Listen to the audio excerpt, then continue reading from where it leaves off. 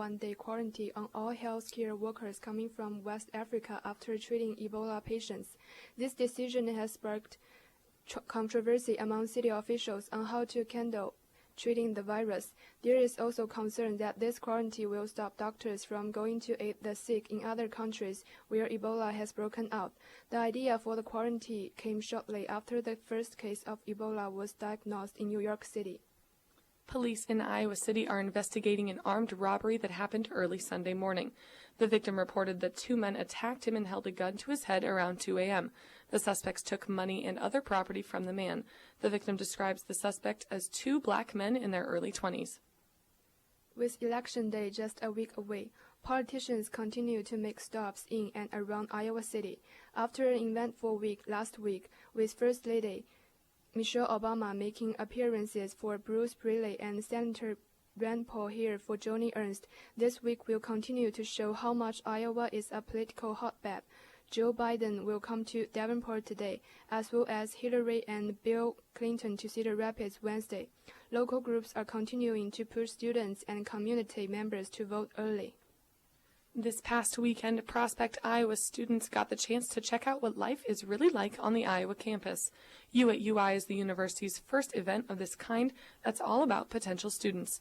During the event, they had the opportunity to plan their schedules, tour campus, and even get a personal tour of Kinnick Stadium. This is just another part of the university's efforts to increase enrollment. If you love all things Batman or Wonder Woman, this new course at Iowa might become your favorite. The UI will begin a course next semester that will be all about superheroes and villains. Students will get the chance to study what makes superheroes tick, as well as analyze the comic book and movie themes in superhero culture. This class will be a 3-hour elective course in the English department.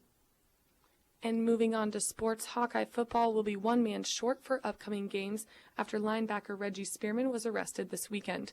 Spearman was charged with operating a motor vehicle while intoxicated around midnight on Saturday morning. Before returning to play, Spearman will have to go through the UI Student-Athlete Code of Conduct process, as well as any other punishments Coach Kirk Ferentz sees fit. This coming weekend, the Iowa Hawkeyes will host the Northwestern Panthers in Kinnick Stadium for Family Weekend. The Hawkeyes are coming off a bye week. After having lost to Maryland in their first matchup, there are still 5 games left for Hawkeye football.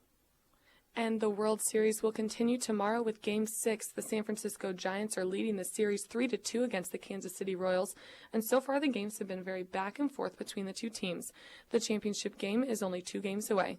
And finally, another look at the weather for today. Break out the t-shirts again. It's supposed to be in the mid-70s all day with a cool down later in the week.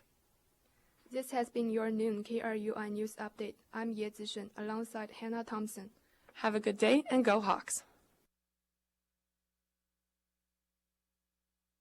College women and 36% of college men. This is not a passing mood, sign of weakness, or something that you can get over by yourself. It is a medical diagnosis that needs to be treated seriously.